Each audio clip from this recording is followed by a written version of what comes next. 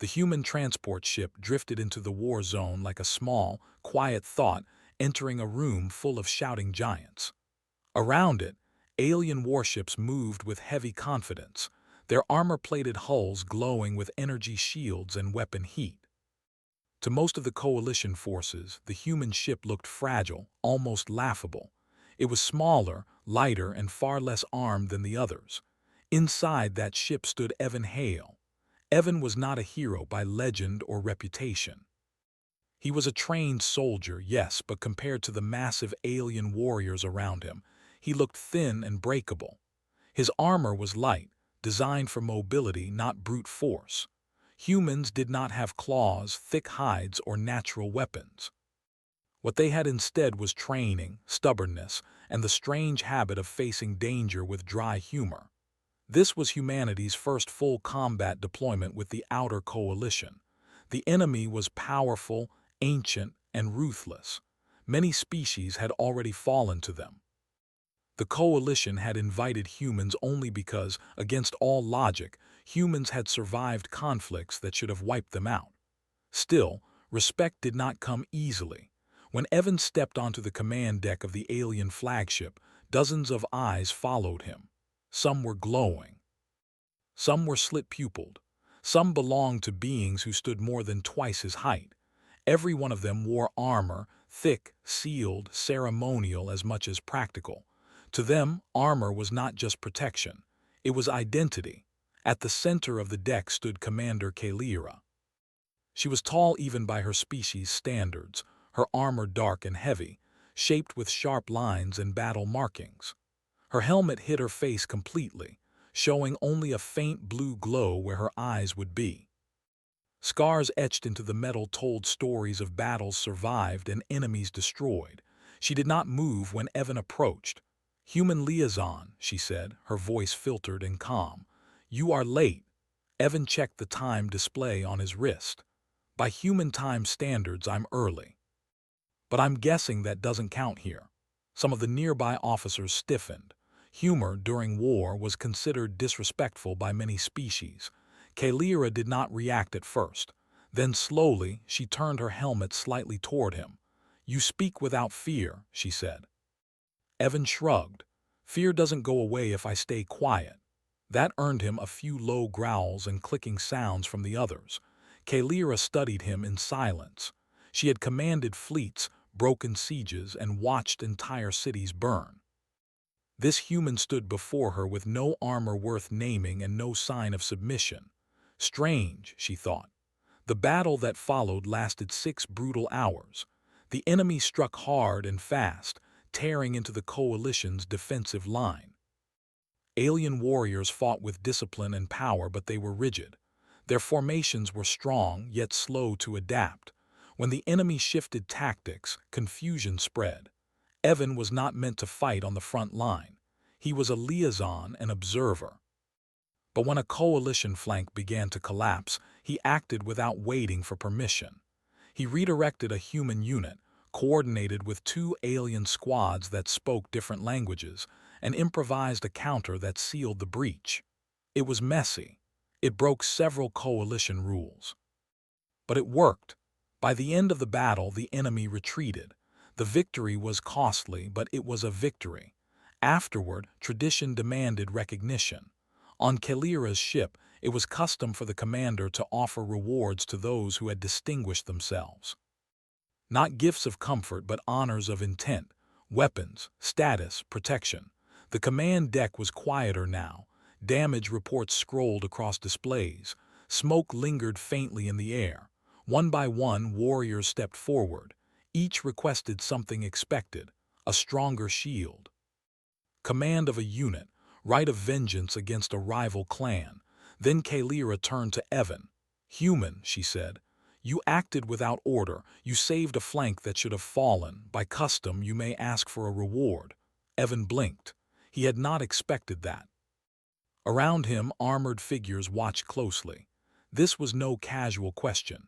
He thought of asking for supplies for his unit, or better coordination authority, something practical. But the tension in the room was heavy, almost suffocating. He felt every eye on him, measuring, judging. Trying to break the pressure, Evan did what he always did when things felt too serious. He smiled just a little. "I guess," he said lightly, "I'll take you." The room froze. No one spoke. No one moved. Evan's smile faded instantly. He realized far too late that humor did not translate well across species or cultures built on honor and ritual. His words hung in the air like a weapon fired by mistake. Several officers stepped forward, hands moving toward weapons.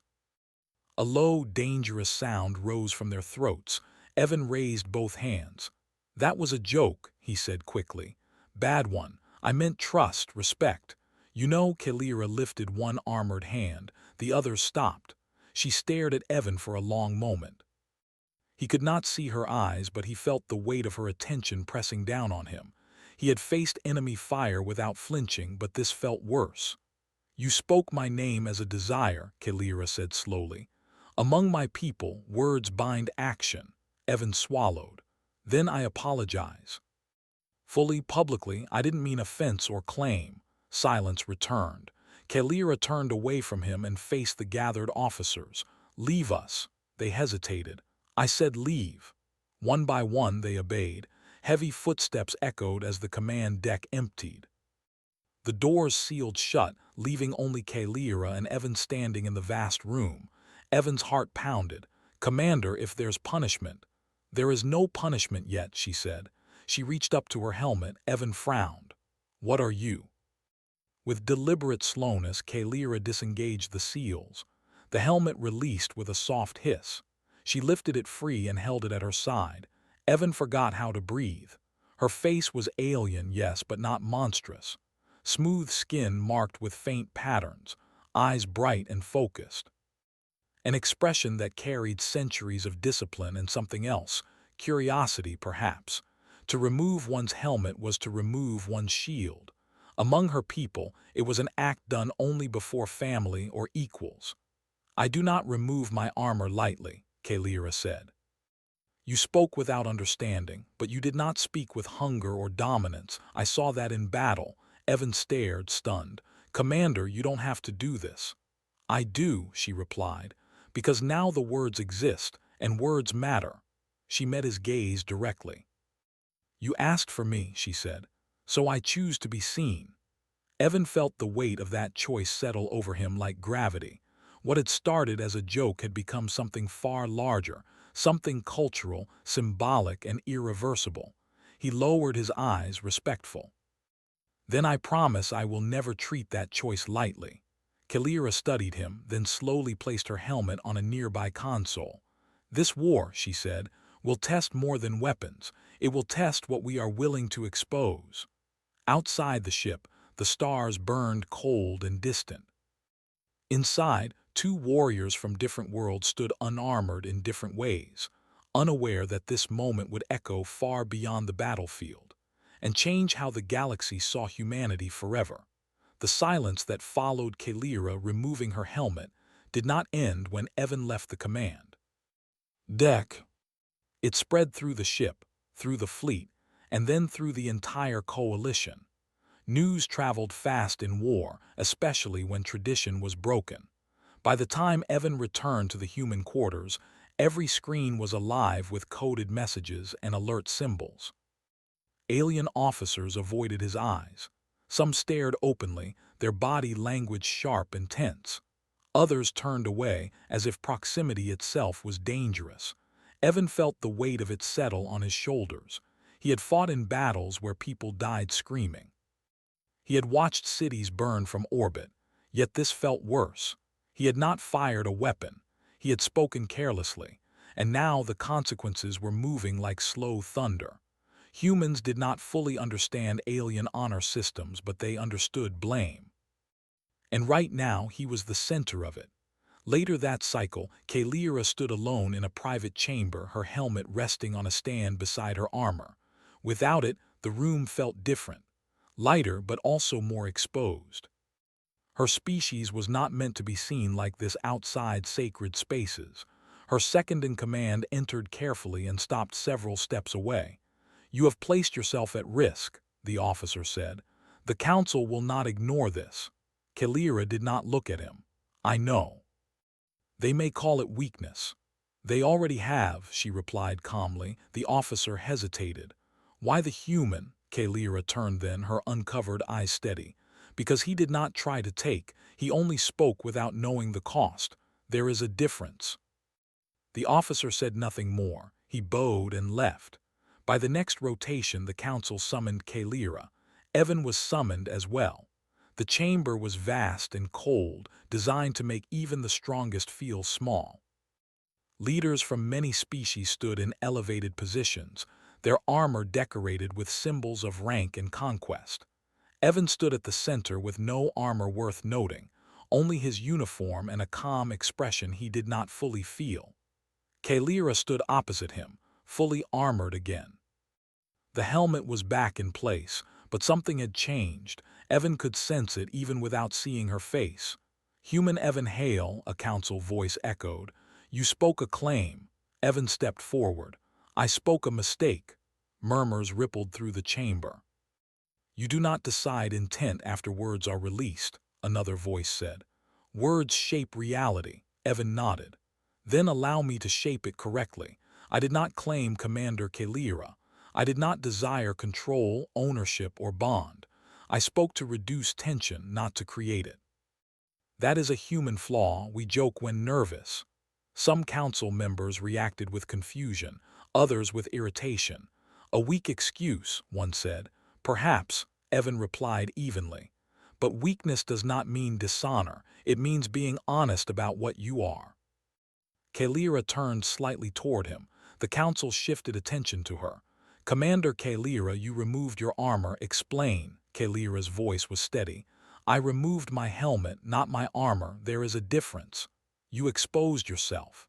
Yes, she agreed. Because the human exposed himself first, not physically, socially, he stood unshielded among us. He did not hide behind tradition or rank. The chamber quieted. The enemy does not care for intent, a council member said. They care for strength. Kalira answered without hesitation. Then they will lose, because strength without adaptability breaks. Before the council could respond, alarms erupted. Red light flooded the chamber. An enemy fleet had emerged from hyperspace closer than predicted.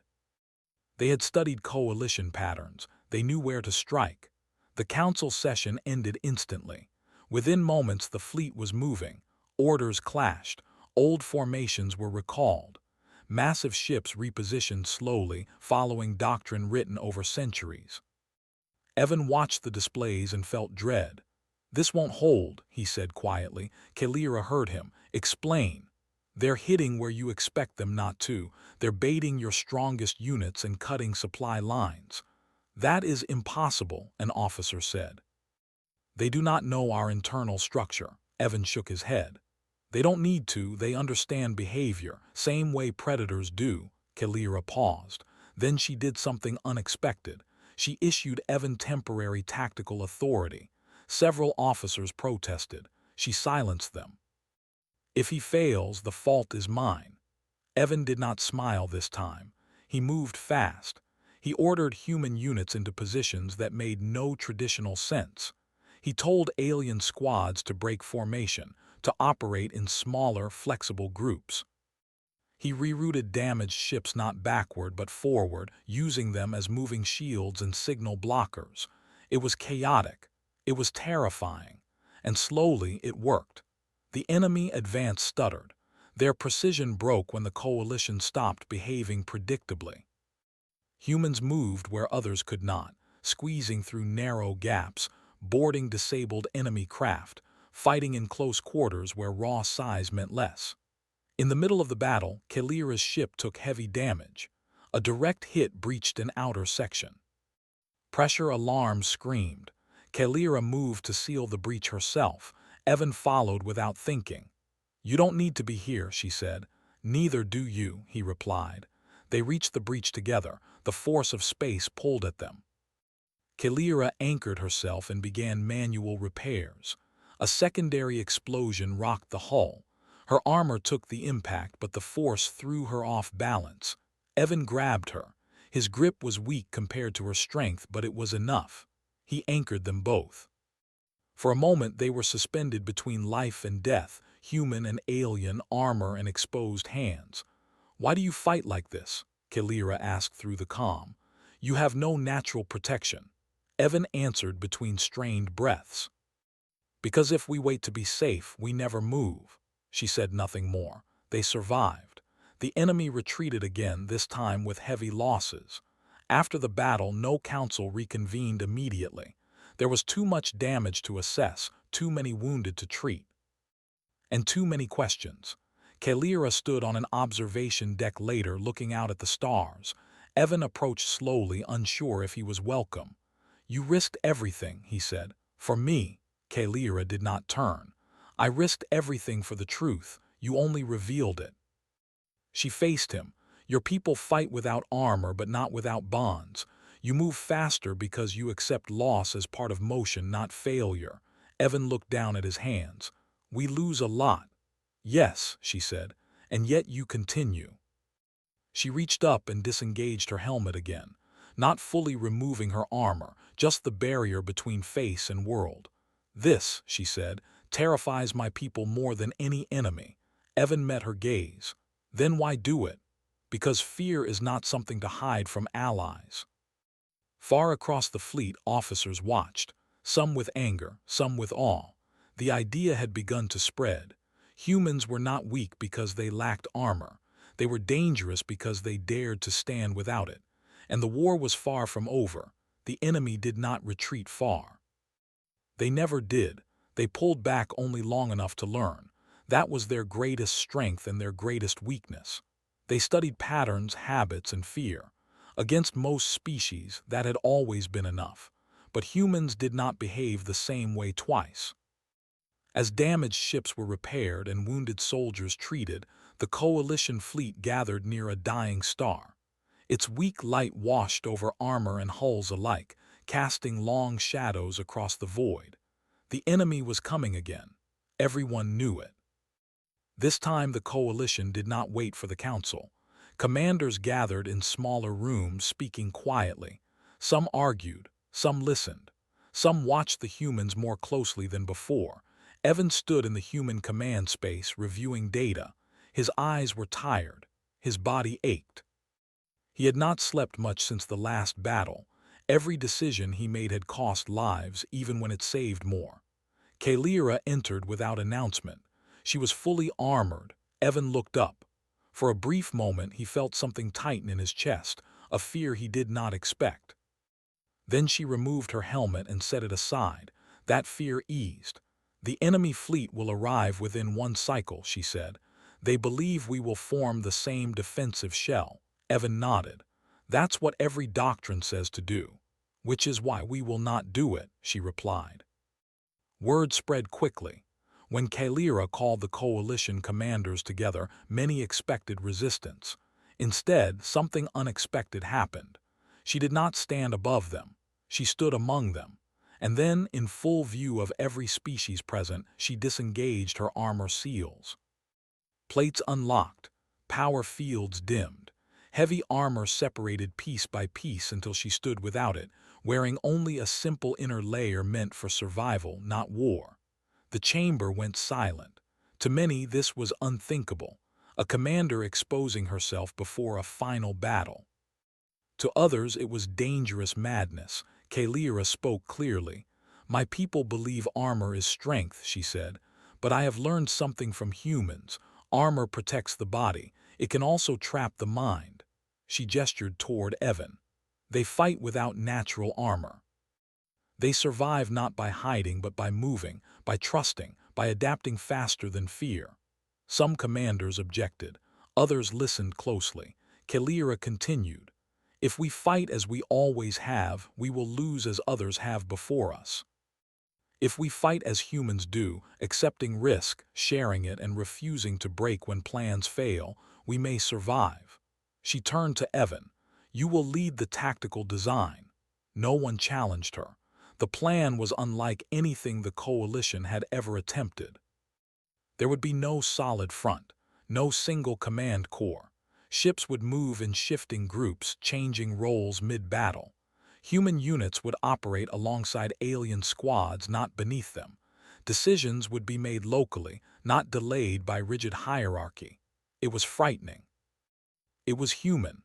When the enemy arrived, they came in overwhelming force. Their ships were massive, ancient, and confident. They advanced toward where the coalition should have been. But the coalition was not there. Instead, they struck from unexpected angles. Small groups hit supply lines. Damaged ships lured enemies into traps. Human boarding teams disabled key systems while alien warriors provided heavy support. The battlefield became chaos. The enemy struggled to predict movements that changed faster than their analysis could keep up. They adapted, but humans adapted faster. Evan moved from station to station, issuing guidance, not orders. When plans failed, no one froze. They adjusted. They covered for each other. In the middle of the battle, the enemy revealed their final weapon. A massive vessel emerged, larger than any before. It was designed to break morale, not just fleets. Its weapons charged slowly, gathering energy meant to erase entire formations in a single strike. Panic rippled through the coalition. Evan saw it immediately. "That ship is the center," he said. "If it fires, we lose." Kalira stepped beside him. "Then it must not fire." The problem was distance. Heavy ships could not reach it in time. But humans did not wait for heavy ships. A small strike group formed, too small, too fragile. Human vessels led the way. They accelerated beyond safe limits. Alarms screamed. Hulls shook. One ship peeled away, damaged beyond saving, its crew staying behind to draw fire. They did not ask permission. They knew what needed to be done. Evan watched the feeds as the strike group reached the enemy vessel. Boarding pods launched. Human and alien soldiers fought side by side in close quarters. Inside the enemy ship, gravity shifted wildly. Corridors twisted. Defense systems adapted in real time. Still, they pushed forward. Kalira joined the boarding action herself. She moved without her heavy armor, faster than she ever had before. She took hits that would have shattered morale in others and kept going. She protected human soldiers with her own body when needed. They reached the core. Evan watched as the enemy's weapon destabilized. Energy spiked, then collapsed inward. The massive vessel died silently. Across the battlefield, the enemy fleet faltered. For the first time, they did not retreat in order. They broke. The battle ended not with celebration but with exhaustion. Ships drifted. Survivors counted losses. Silence returned. Days later, the coalition gathered again, this time not in fear. The council chamber felt different, less cold, less distant. Kalira stood before them, armored again, but with her helmet off. "The war is not over," she said, "but the enemy has learned something today." She looked at Evan. "They have learned that humans cannot be predicted. They fight best when everything is at risk. They do not need armor to be strong." She turned back to the council. "My people once believed exposure was weakness. I now know it can be trust." The council voted. Humans were no longer observers. They were partners. Evan stood later on the observation deck, watching stars drift past. Kalira joined him quietly. "You changed us," she said. He shook his head. "We didn't mean to." She allowed a small smile. "That may be your greatest weapon." She picked up her helmet, then paused. "Among my people," she said, "armor is worn by choice, not fear. I will wear mine, but I will never forget what it felt like to stand without it." Evan looked at her. "Neither will we." Far beyond them, the galaxy shifted its view of humanity, not as conquerors, not as fragile newcomers, but as the species that walked into the storm without armor and taught others how to do the same. The war would continue, but it would never be the same again.